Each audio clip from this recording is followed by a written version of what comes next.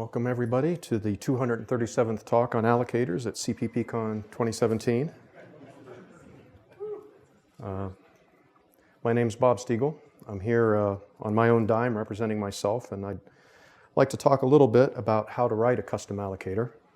I think you'll find by the end of the talk it's really more along the lines of guidelines for how to write a custom allocator. There's so many different things that you can do. It's hard to prescribe anything except what I think are some useful principles. I was walking back to my hotel a couple evenings ago, and I happened to be walking along with John McFarlane, who gave a talk a couple days ago, and he made probably the most cogent and profound observation about allocators I think that I've ever heard. We've all heard heroic tales of other people doing this.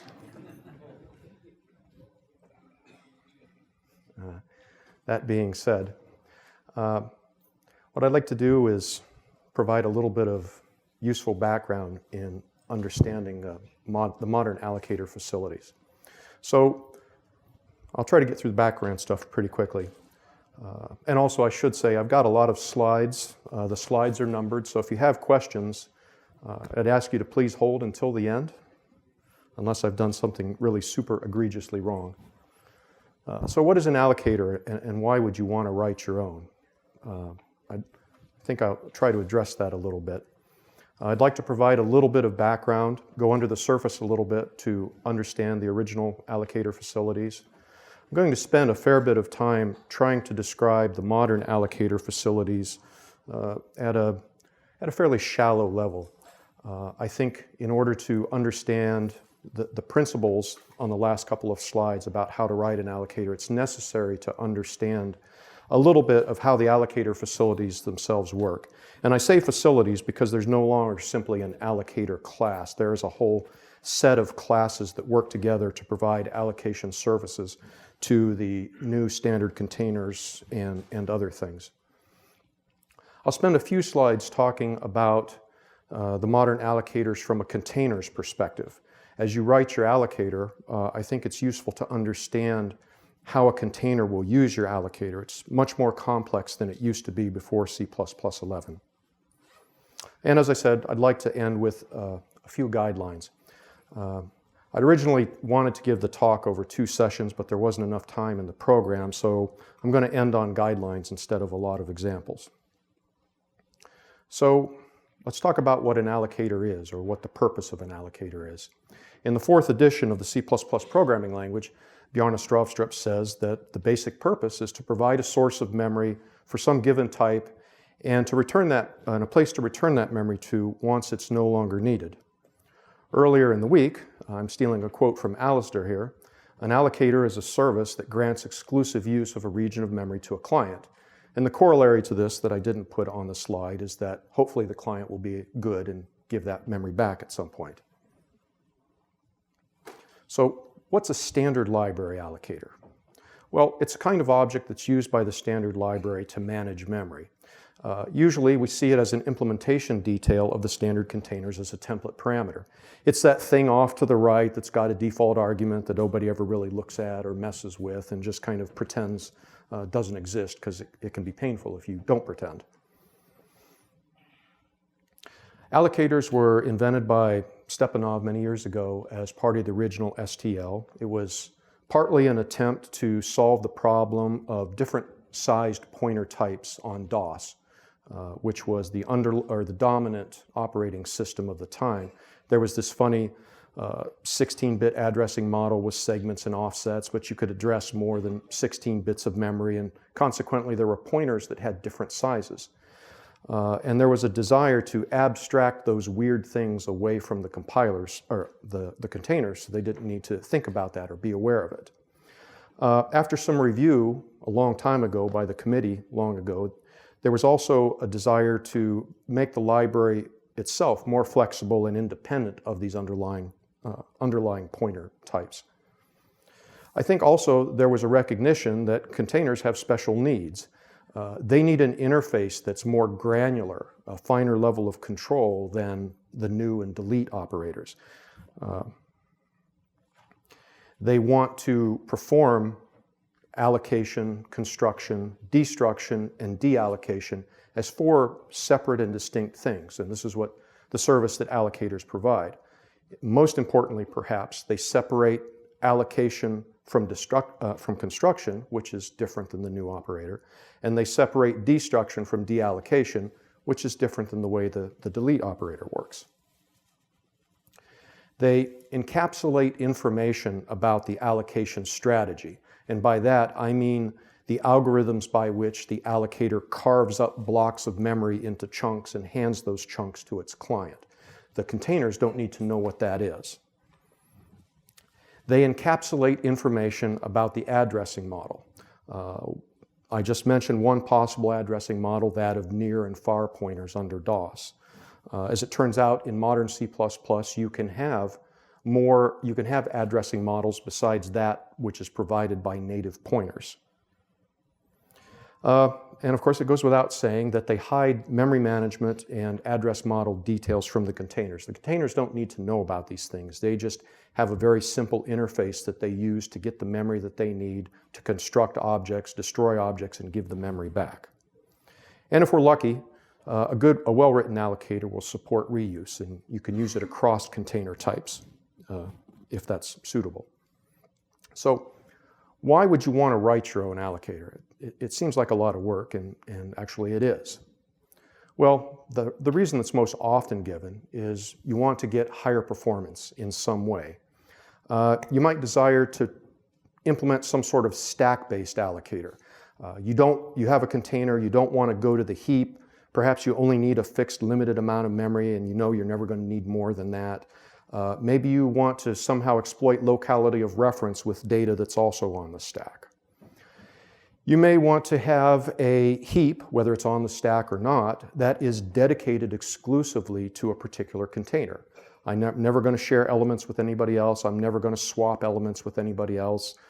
Maybe you're doing some sort of embedded thing and you've got a linked list of stuff and you're never going to share it or delete it or move it or swap it. So maybe that's something that makes sense for your application. You might want to have per-thread allocation. Perhaps you're doing something where your memory that you allocate is only going to be used by containers in their respective threads. And memory that's allocated in one thread is never going to be deallocated in another thread. Well, maybe you want to write an allocator that doesn't have the overhead of locking and unlocking like you would with a multi-threaded allocator. You might want to do some sort of pooled or slab-based allocation strategy, which might be appropriate if your allocation pattern is one in which you have a set of sizes. All of the chunks that you allocate fall into one of a small set of sizes, and you can have pools that allocate from a certain size or slabs that allocate from a certain size. Perhaps you think that you can get some better performance that way. You could try to implement an arena allocation strategy where you are building up some data structures, and you're going to allocate everything from an arena, and everything that points to everything else exists inside of that arena. Everything is constructed inside of that arena. Maybe there are no system resources here that you have to worry about giving back to the OS. And when you're done, to destroy everything, you just flush the arena. You don't have to destroy the elements. You just let the arena go and everything winks out. Maybe, which could be potentially more practical, you want to write a debug allocator. You have some memory allocation thing that you're trying to debug, or you want to instrument your allocation. You want to measure how many allocations of what size you're doing. Or perhaps you have a test allocator where you want to simulate some sort of error conditions that can only occur when you're trying to allocate something. And closer to my heart, I'm interested in the idea of relocatable data, building data structures in such a way that they are address independent. For example, building data structures in shared memory such that those data structures can be correctly accessed by different processes in which the segments of shared memory are mapped to different addresses in those processes. Or you might try to do something what I call a self-contained heap, where you build a structure in a sequence of bytes and you want to do a socket send of those bytes to somebody else. And when they get those bytes, they want to be able to use it without any sort of fancy deserialization. And it so happens I have a couple of pictures of this, which I'm proud that I made, and I'm going to reuse very quickly. Shared memory data structure. Imagine you have two processes, P1 and P2, and I've got some segments in shared memory, S1 through 32. And inside those shared memory segments, I'm making something here which is supposed to look like a binary tree, with the root being in S1 there.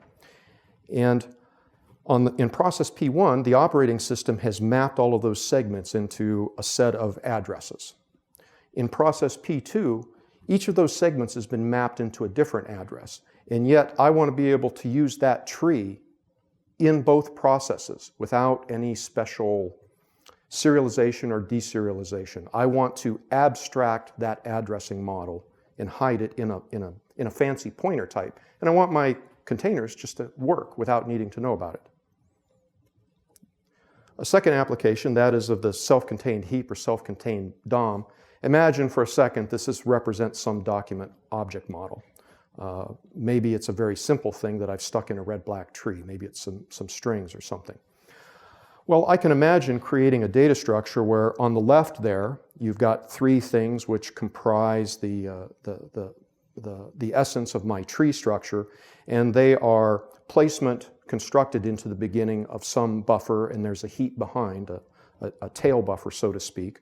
My allocator points into that buffer, and I have pointers inside the data structure which point to my leftmost node and my root. And I would like to be able to traverse those. I would like to be able to traverse that tree no matter what address this buffer lies at. I should be able to take that buffer, memcopy it to a totally different address, and use that tree. With modern C++ allocators and the facilities that support fancy pointers or synthetic pointers or pointer-like types, whatever they're called, you can do this. And I've given a couple talks on that. This is not the subject of the talk today. So I want to give a very quick history of allocators because I think there's some important background here. So let's take a quick look back in time. The old picture was very simple. Containers were parameterized in terms of an allocator.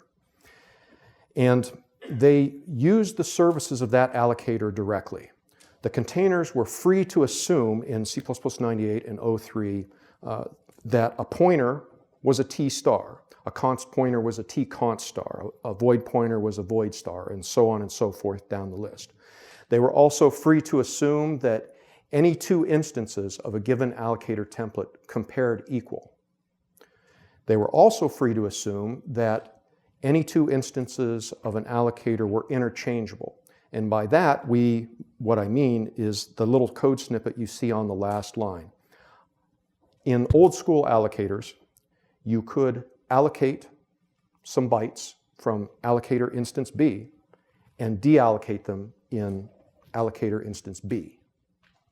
In fact, allocator A and B didn't even need to be of the same type. You could have an allocator of int that you could allocate some bytes from, and you could deallocate it with an allocator of double. So the old allocator was actually a pretty simple beast, very straightforward. There was a set of type defs at the top which provided definitions that were used by the containers, the attempt to abstract these things, these details that I talked about before. There was this funny thing called a rebinder, and I'll come back to that in a couple of minutes. There were four important functions. There were a few other functions, but I'm concentrating on the important ones here. Allocate and deallocate, construct and destroy, which performed the four services that I talked about before. Allocation, construction, destruction, and deallocation. And finally, there were the comparison operators. So allocation and deallocation are almost trivial. The standard required them or said that they should occur by using operator new for allocation and global operator delete for deallocation. Construction and destruction services are likewise very simple. They use placement new for construction and directly invoke an object's destructor for destruction. An interesting thing to notice here, and this is part of the standard, I copied this stuff out of an old copy of the standard, is that these member functions actually work in terms of this type def pointer, P. Now, the type pointer is a T star, but they chose to use the type def here in the signature of the member function, and I've never quite understood why they did that, because pointer was required to be a T star. Finally, comparisons under this model are trivial. All instances of the old default allocator, and even the new default allocator, are required to always compare equal for all instances. Let's go back for a minute to this strange rebind thing. What does it do? Its purpose is to transform an allocator specialization of one type, one template argument, into an allocator specialization of a different template argument. So before we had template type aliases, the way we did this was by defining a small struct that had a member that we would use to do that type transformation. So here's a quick example of what that would look like. Suppose that we were implementing a list. Well, the template signature of list is it's parameterized by the element type T and an allocator of T. But in a linked list, you don't allocate T's, you allocate list nodes of T. I never need to allocate a T, I need to allocate a list node. So what the rebinder did was provide a way to transform the type allocator of T into allocator of list node of T. And so in the highlighted text along the top there, you can see the egregious syntax that's required to make that happen. And so you could then create this new allocator type. From that, extract the type of the node, the pointer to the node, which is what you wanted. And then maybe you would have some member function that allocated a node and constructed an element into that node as part of the allocation. And that's reflected by the little function that you see at the bottom. So there were some consequences resulting from these allocator requirements. Because pointers were always assumed to be T star, that meant that there were no support for fancy pointers or pointer-like types or anything that could address shared memory or create a self-contained heap. Because implementations assumed that instances were always equal and interchangeable, that meant your containers could not be used with stateful allocators. If you had an allocator that needed to maintain some state, like the thread ID that I'm operating in or the container to which I belong, you couldn't do that. So there were a lot of interesting problems that you couldn't solve with those allocators. And also, on a corollary problem, scoped allocation was tricky. Consider the case where you wanted to create a nested hierarchy of stuff, right? Perhaps you want to create a map that maps strings to vector of list of strings. Well, it's kind of tricky to set all of the templates up, all of the allocator types up so that everything allocates from the same allocator, from the same instance of the same allocator. And perhaps you would want to do that because you managed to create some sort of stateful arena allocator, right? So it was kind of tricky to make that work correctly in the old standard, although it was not impossible. So I'd like to wade ankle deep into the new things. So to a large extent, this talk is about plumbing. As an allocator author, you need to know how to connect the plumbing from your allocator to the plumbing that's expected by the standard containers. Now, when you first dig into the new standard allocation, it kind of looks like the picture on the left. That's what I felt when I first started learning about it. But after a while, you come to realize it's a little more orderly than that, and it's really closer to the picture on the right. There is method to the madness underneath the surface. So with C++11, there were a lot of changes in the standard to address the shortcomings of the old school allocators. And this is a non-exhaustive list of different places in the standard that requirements were added that provide these new capabilities. And they're not all in one place, they're spread all over the place. And the numbers keep changing, so what I've done, if you want to look these things up, is provide the tags by which these requirements are found in the standard. They're the bits that are italicized. So we have things that define what a nullable pointer is, a pointer-like, the basis of a pointer-like type. We have a requirement that defines what an allocator is conceptually and its relationship to the allocator traits. We have a thing that describes something called pointer traits, which is used by allocator traits that we'll come to in a few minutes. We have allocator traits, probably the star of the whole show, which describes a uniform interface to allocator types that are used by the containers. We have this thing called a scoped allocator adapter that's described in the allocator.adapter section, which helps setting up those nested hierarchies of standard containers and supports deep propagation of alligators. And then we have another very important section, the general container requirements, which defines what an allocator-aware container is. And this allocator awareness is the key, in my mind, one of the most important, if not the most important difference between allocators in modern C++ and containers in modern C++, and the allocators and containers in old school C++. So this is a picture of the model that I have in my head. I don't claim that it's correct, but it's the way I visualize things. And this is sort of a bastardization of UML. The dotted arrow means the word uses. So working upward on the diagram, the standard containers now get all of their information about memory from the Allocator Traits template. The Allocator Traits template is the interface, the wrapper to any kind of allocator that you might want to use.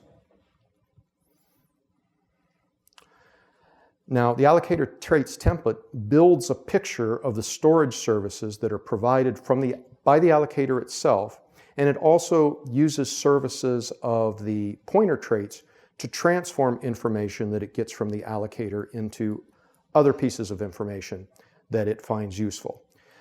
It presents this picture to the standard containers through its public interface, and we'll see what that public interface is in a couple of minutes. So the allocator, this is the piece that you write.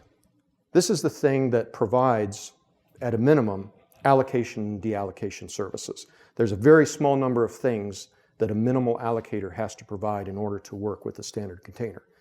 There is a larger number of things that you can override to customize its behavior.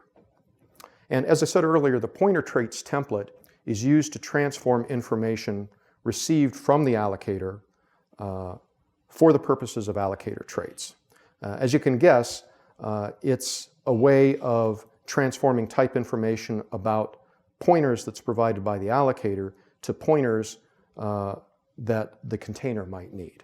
For example, a pointer of T star to a pointer of list node of T star. So you heard me mention allocator awareness a couple moments ago, and what does that mean?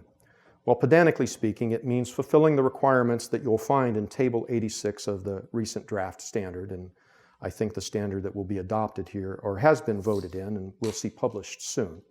There's a large number of these requirements. I'm not going to reproduce them here. I'm just going to say, if you're really interested, go look at this table. But in general, allocator awareness means doing something that makes sense when a container uses an allocator that is not the default allocator.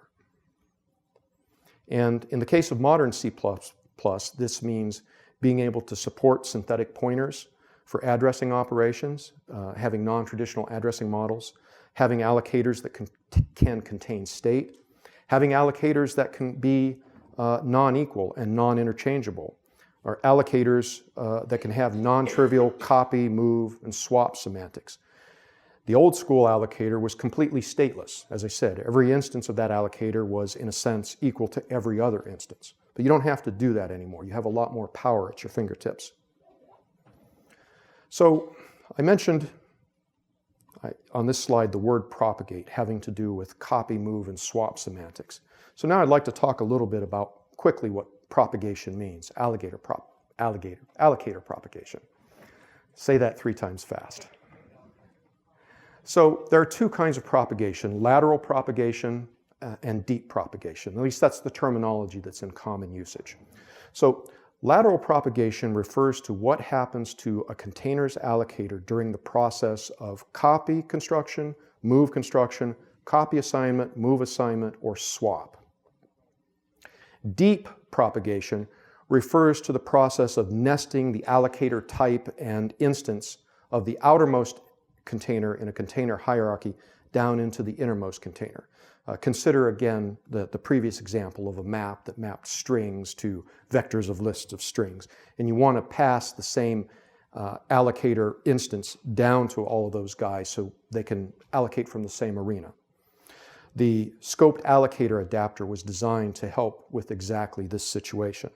I'm not going to say much more about that because it's not really super relevant to this conversation today. So the focus today is going to be on lateral propagation. So of course there are consequences. For library implementers, they really had their work cut out for them. Containers now had to be rewritten to perform all of their operations using the allocator traits template. They had to support non-equal allocators. Over the years, they started to support non-equal allocators, but now they're required to. They had to support lateral propagation in copy, move, and swap operations. And they also included a new set of constructors called the allocator extended constructors to support deep propagation. Again, I'm not going to really mention those today. On a lighter note, containers no longer use these nested type defs called referenced or const referenced that you saw in the old school default allocator. Allocator traits construct uses perfect forwarding, avoiding a possible inefficiency that occurred with the old school construct of the old default allocator. And interestingly enough, I pointed this out before, construct and destroy as part of allocator traits now have T star in their signature instead of the pointer type alias. So if you have a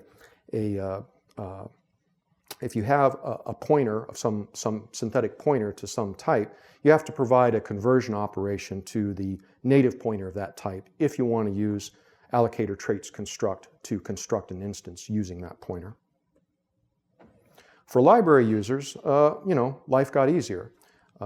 If somebody has a library with a stateful allocator in it and you think it works, it should be pretty easy to use. It's relatively safe and straightforward now to do scoped allocation with nested container hierarchies. Some mutating container operations may lose their no-except guarantee, depending on the implementation. For allocator implementers, it was kind of a mixed bag.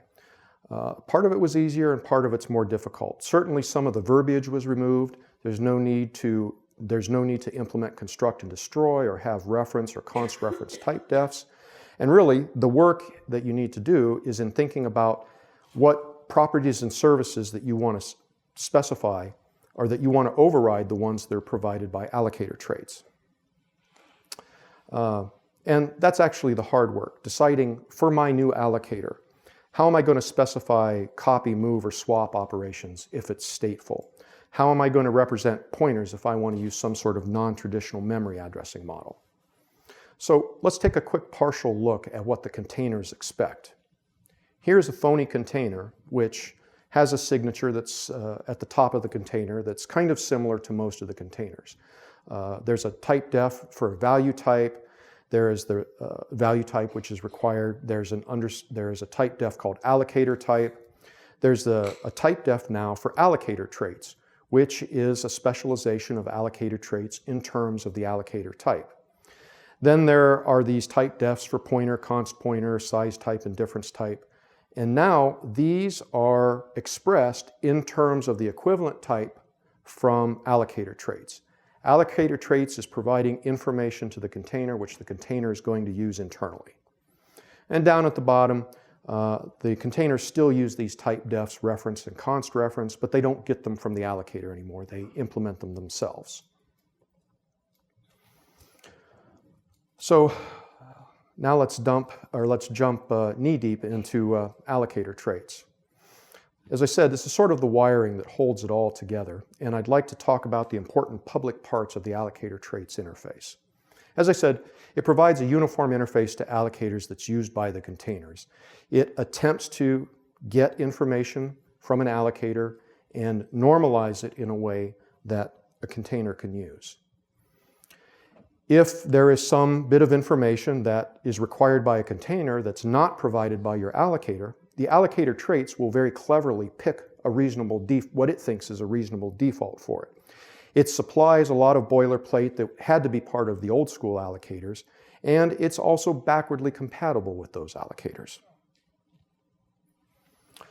It allows customization it allows you to customize behavior by creating non-default properties and functions. So let's look at the top half of the traits right now. You can see that several of these things are here. This is, by the way, I should say, what you're going to see for the next few slides is not real C++. It's sort of a C++-ish pseudocode to convey the example. A lot of these things that happen underneath the surface are very scary metaprogramming, and they would take a talk unto themselves, a talk that Alistair gave 3 years ago on how to make allocators work.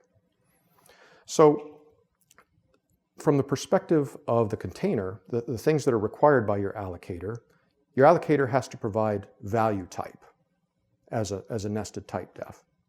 And then there's a bunch of things that are inferred. And by inferred, if your allocator does not provide values for these things or types for these things, these are things that allocator traits will make something up for you. The bottom half that I want to show here has to do with the services that are provided. Now we've got allocate and deallocate again. There's a second allocate overload. There are functions here, construct and destroy, as before. You'll notice that construct uses a template parameter pack and perfect forwarding so that the case of default allocation doesn't, the case of constructing, say, a vector of default constructed elements is maximally efficient. One thing I want to point out that's part of propagation is this weird function at the bottom of the traits called select on container copy construction. And we'll get to what that is in a couple of minutes. So for the various traits types, the types that are inferred, how does this happen? Well, what I've tried to create here is effectively for each of these traits that the allocator traits expresses, I've tried to represent the logic or the priority, the set of priorities that the allocator traits uses when deciding what these things ought to be. So for example, let's look at pointer at the top. If your allocator alloc provides a pointer type def, it will be used. Otherwise, allocator traits will make the pointer, its pointer type def be value type star. Likewise, for void pointer, if your allocator provides a type def for void pointer, that's what will be used. Otherwise, allocator traits will use the rebinder from pointer traits to find out what is the correct void pointer type that goes with the typed pointer that in which your the typed pointer that goes with value type. And I'm not going to go over all of these, but hopefully that will be clear what I mean. Likewise, there are these 4 nested type defs having to do with propagation, or 3 having to do with propagation and 1 having to do with comparison. And again, it's the same sort of thing here. If an allocator provides a type def for one of these, which has to be either stood false type or stood true type, that will be used. Otherwise, the default value for these propagation traits is to be false. In other words, an allocator, the default action for an allocator is to not propagate on copy assignment or move assignment or swap. For is always equal, this is a trait which lets the container know whether 2 instances of an allocator type are always equal. If it knows at compile time that it's always equal, there are some optimizations that it can do in its code. Otherwise, allocator traits looks to see, is this allocator an empty object? And if it's an empty object, it assumes that they are all always equal. Yes? I believe those are actually values rather than types when you look at the template. Otherwise, it's... Did I get that wrong? I think so. Okay.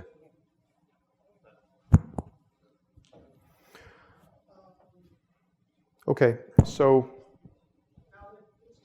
Convey the same information. Okay. They are false type and true type, right? Okay. The allocator traits also defines this thing, another rebinder, a thing to rebind allocators. And it looks to see if there is a rebinder that's specified by the allocator. Otherwise, if your allocator is a template, which has an element type as its first template argument and some 0 or more arguments, template arguments afterwards, it will use that. It will use that as the rebound type. And if that doesn't exist or is not the case, then it's an ill-formed nested type. And then there are another rebinder which rebinds the allocator traits themselves. In terms of the services, allocator traits defines the first overload of allocate and also deallocate. And it defines these in terms of calling the corresponding allocate and deallocate functions of your allocator. Those are member functions that your allocator is required to provide. The second overload of allocate is chosen at compile time. If your allocator provides this second overload, it will be used. Otherwise, the default will be to use the first overload. Likewise with construct, if your allocator provides a construct member function, it will be used. Otherwise, placement new will be used. If you're with destroy, if your allocator provides a destroy member function, that will be used. Otherwise, the element, the object type will be destroyed directly by invoking its destructor. There is similar logic for max size, which is not really interesting, but the select on container copy construction is kind of interesting. This is a mechanism by which an allocator at runtime tells a container at copy construction time whether or not it should make a copy of an allocator. And we'll see an example of how that's used.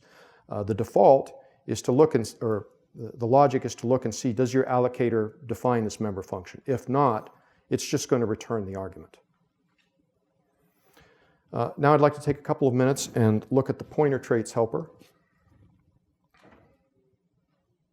So what does it do? Well, it describes the properties of pointers and pointer-like types. It also provides the types of differences between pointers. If you have a non-standard pointer which is being used to implement iterators and you want your iterator differences to work correctly, that depends on taking the difference of the pointers upon which those iterators might be based. So the idea is to, besides pointer differences, is to provide the pointed to type. So given the type T star, give me the type T. Given the type fancy pointer of T, give me the type T. So given some pointer type, give me the type to which that thing points. They're also used to provide a transformation from one pointer type to another pointer type. They will have a rebinder as well. Given the type T star, give me the type U star. Given the type fancy pointer of T, give me fancy pointer of U. And T and U don't have to be different types. They can be CV qualified differences of the same type. And I'd like to say just a couple of words about pointer-like type, what the standard calls pointer-like types. I call them fancy pointers or synthetic pointers. They're only mentioned 4 times in the recent draft standard. And the only real substance behind them is in the requirements for nullable pointer. And you can see those requirements in tabular form in Table 28. A nullable pointer is something that must satisfy several common requirements: equality, comparable, default constructible, copy assignable, and destructible. They have to have swappable L values. I have to be able to swap 2 of these things.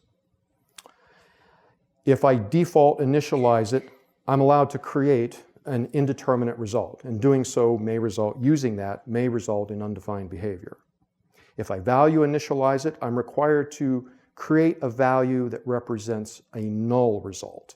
Now, in the standard, this idea of null result is not really defined. Construction and assignment from a null pointer must also produce a null result. And I will say, I don't have it on the slide there, that if a pointer-like type contains a null result, then comparing it directly with the null putter must return true. So in effect, it represents null putter, but it doesn't have to exactly be null putter. These types have to be contextually convertible to bool, so you can use typical if-p syntax. And there are a set of fundamental operations, which I'm not going to list here, but which are in this table 28, in which a synthetic pointer may not throw exceptions. So let's go back and look quickly at pointer traits. And this is a little bit of text which I've cribbed from the standard. These are relatively simple traits. There is a primary template which is undefined, at least in the standard. There is a partial specialization for T star. And so given this partial specialization, there's a type pointer which is T star. It's easy to get the element type, which is T. The default difference type for two T stars is putter diff T. There's a rebinder, which here, unlike the old school allocators, is a parameterized type def that allows one to take T star and from it get a U star. And there's this function that's required that takes a reference to the element type T and turns it into a pointer. In this case, a T star, but something which is this type pointer. And the default, the example in the standard is to use stood address of. Now, it's also possible that you want to have some sort of synthetic or fancy pointer type. And so conforming implementations also provide this other partial specialization. So here, the nested type pointer is actually equal to the type of the template argument. And I'm sort of trying to show the same thing here, the sequence of steps that this template takes to deduce what the type def ought to be. So for example, element type. If your type putter defines a nested type element type, that's it. If putter is a class template which has at least one argument, the type of that first argument is the type of the element. If neither of those things happen, then a specialization or instantiation of this is ill-formed. Likewise, with difference type, looks to see is there a nested difference type in your pointer type. If not, it's pointer diff T. And it also looks to see does your pointer type have a rebinder, and if it does, it uses that. Otherwise, it looks to see is your pointer type a template, and it rebinds it by creating a pointer type specialization with a different first argument. There is likewise the pointer2 function, which takes a reference, and the idea here is to turn it into a pointer of your synthetic pointer type. This may or may not actually be well defined at runtime. You could, for example, have a set of synthetic pointers who only have meaning when pointing to things inside, say, a relatively small buffer.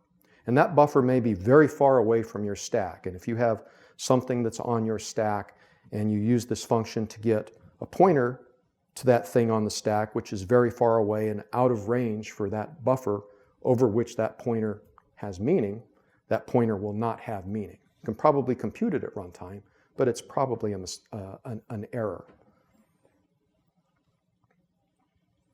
So we've looked at allocator traits and pointer traits, so let's look at allocators themselves. Here's an example taken from the text of the standard itself of a minimal allocator interface. This is the minimum amount of work you have to do to create a standard conforming allocator. You have to provide a nested value type alias.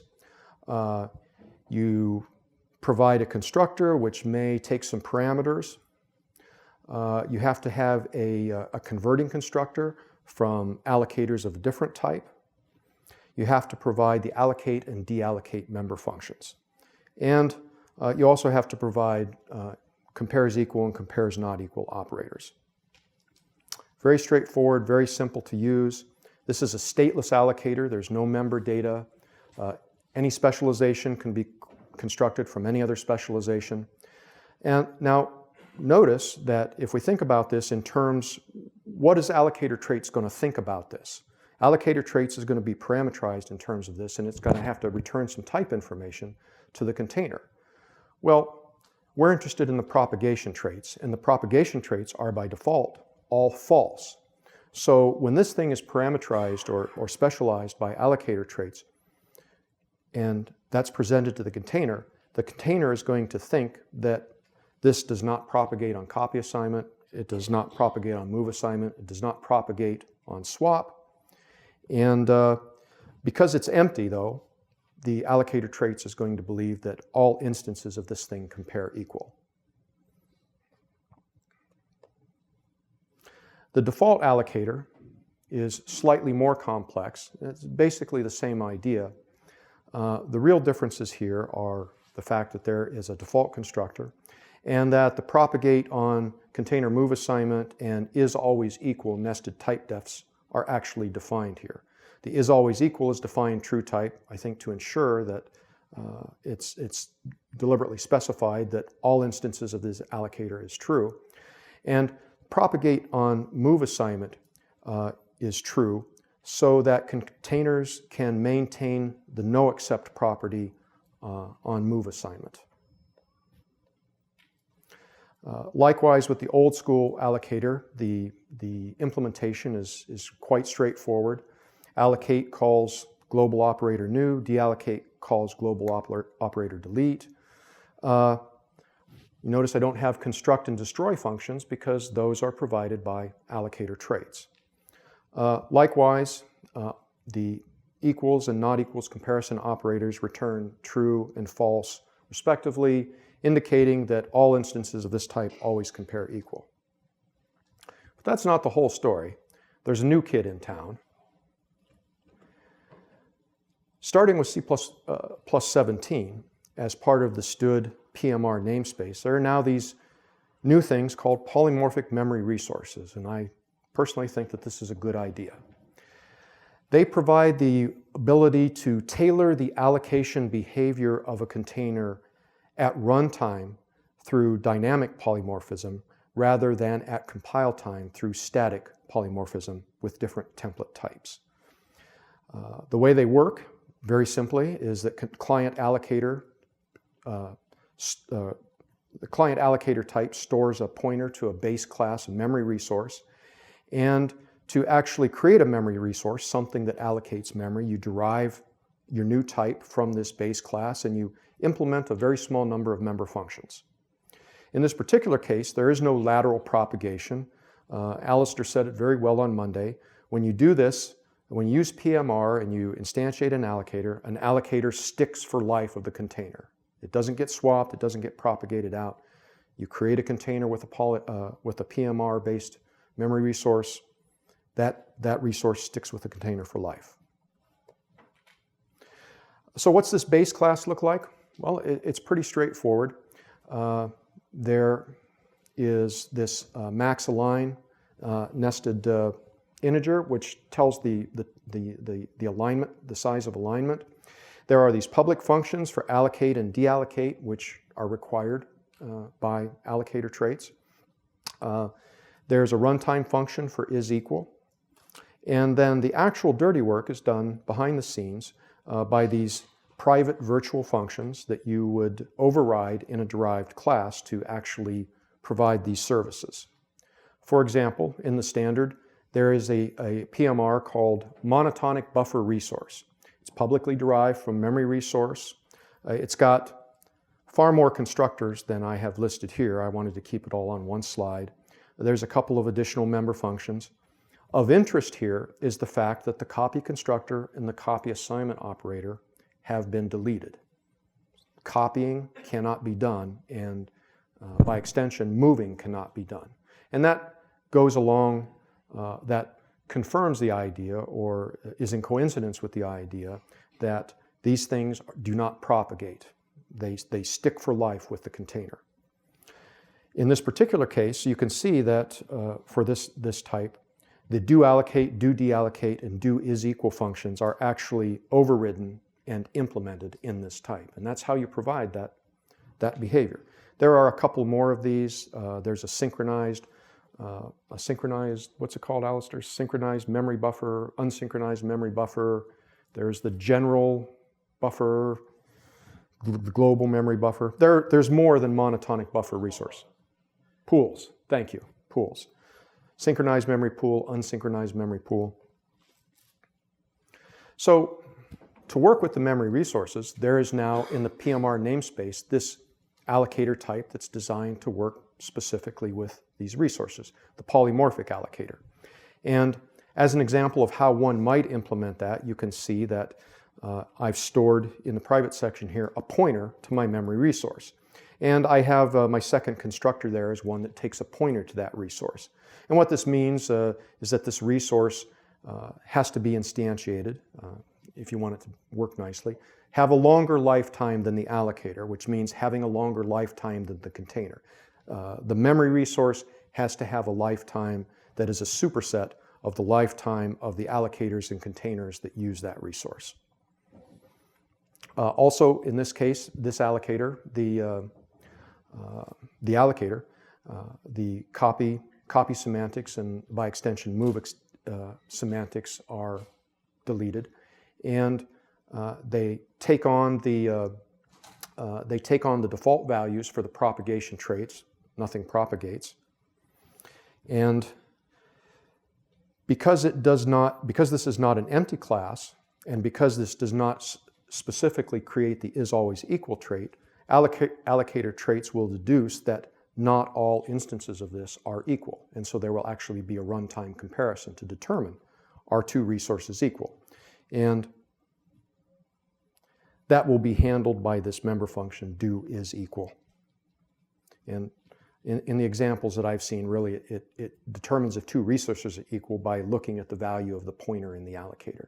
If both things point to the same resource, then the allocator is equal. The standard also provides some type aliases, basic strings. I've listed a few of them here, decks and sets, which you can use to create containers that use the PMR resources. Running low on time here. So I'd like to talk very briefly. I'll probably skate through these next slides very quickly. A question was raised the other day about how do I write a container and how do I make my containers do the right thing with the new allocator resources. And so what I'm going to attempt to do, or what I've attempted to do in the next set of slides in this section, is provide a sort of pseudocode outline of how you would write your default constructor, copy constructor, move constructor, copy assignment operator, move assignment operator, and swap member function. And this is not real C++ code, but hopefully it will give you the idea of how these things work. So this is a repeat of the previous slide. This is the top half of my phony container. Here are the important special functions and the swap function.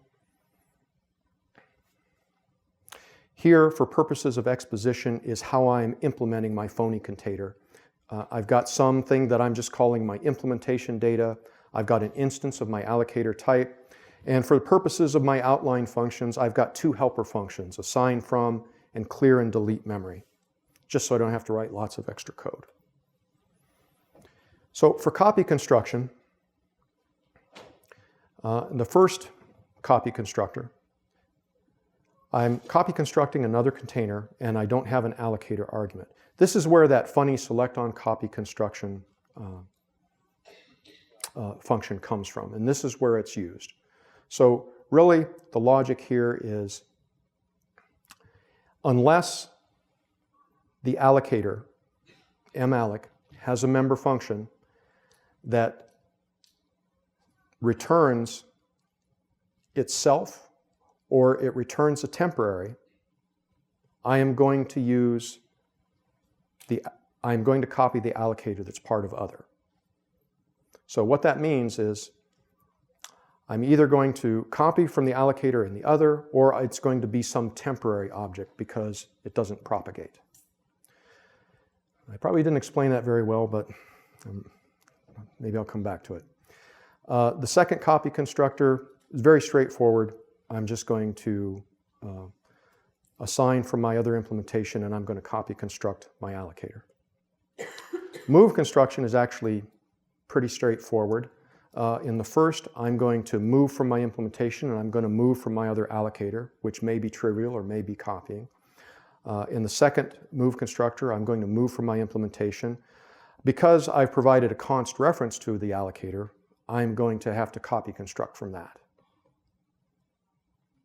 Copy assignment is a little more difficult. And this is where this is more pseudocode than real code. And by the way, this pseudocode was generated by looking at the class stood vector from Clang 4.0. It's much more complex code in there, but it's very well written. And Howard Hinnant had a post on Stack Overflow a couple of years ago and said, if you really want to understand this stuff, look at stood vector in Clang. And that's what I did. So I recommend looking at that code. Start with stood vector and look at the other containers if you want to understand it. So I want to see, all right, is my propagation trait true? If it's true and my allocator is different than the other allocator, I want to deallocate my memory, I want to assign the other allocator to my allocator, and then I want to assign my elements. If my allocator doesn't propagate, I don't need to do that stuff with the allocator. I'm just going to assign from the other elements. Pretty straightforward. Move assignment is trickier though. Probably move assignment and swap are probably the trickiest. So here, if I propagate on move assignment, in other words, true type is the value of the traits tailors, the nested trait, then I want to clear my memory. I want to move my allocator from my source. I want to move my implementation from my source, and then I'm done. If my allocator trait says that allocators are always equal, or this allocator happens to compare equal to the allocator from the right-hand side, well, I'm still going to clear and deallocate my memory that's holding my elements right now, but I'm just going to move my implementation from the other container. I don't need to do anything with the allocator because I know that the allocators are equal. Finally, if neither of those conditions hold, then I'm just going to do effectively a move assignment. And here's a case where you may lose the no-throw guarantee. Even though I'm moving elements from the old container into the new container, I may need to allocate memory, and an exception may be generated in that case. Alistair. Is it intentional that self-move is a clear operation? Is it intentional? After the talk, you've read. Yes. Swap is also tricky. If propagate is set true, then I can swap my implementation, I can swap my allocator. If my allocator traits say my allocators are always equal, either by the value of the traits type or some runtime Boolean test, then I'll just swap my implementation. There's no need to swap the allocators. However, if my allocators do not propagate or they are not equal, then attempting to swap in that circumstance is undefined behavior. Why is it undefined behavior? It's undefined behavior because the standard requires all iterators to remain valid after a swap. Now, in the last bottom of the if ladder there, I may have to allocate elements, in which case the iterators to my old elements may no longer be valid, depending on what is the type of the container. All right, I'm getting very close to the end here. Finally, I'd like to share the next 2 or 3 slides some guidelines for how to think or questions to ask yourself if you try to write your own allocator. So, design decisions. First thing you want to think about is the plumbing question, the big plumbing question. Do you need to write a traditional allocator with all of that stuff in it? Or do you want to write something, do you want to create a new memory resource and just reuse the PMR? These days, I would recommend start with PMR first. It's a lot easier, it's a lot simpler. Structural management for your allocator. In any case, you need to think about the addressing model, the storage model, the addressing model. How do you dereference data? The storage model. Where am I going to get my memory from? Is it sbreak? Is it schemat? Is it some other function? What's my big source of raw memory?